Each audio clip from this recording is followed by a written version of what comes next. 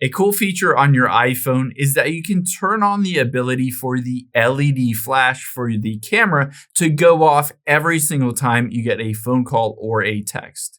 Now, basically, whenever you get a phone call or text, basically it would turn this on and off, on and off, on and off, something like that.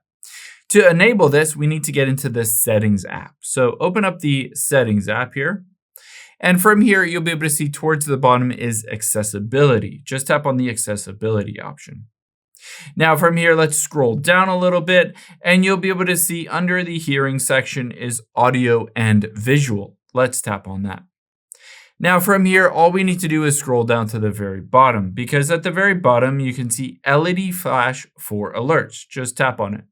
Now you have some options here. You can turn LED flash on for all of these alerts, phone calls, and text messages.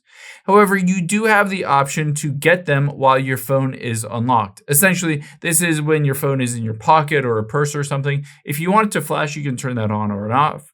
Or you can also choose to turn it on when it's on silent mode, which is really helpful because your phone won't physically ring, but it will flash so that you can a lot of times just see that your phone is flashing and that you'll know to pick it up and respond to the call or the text.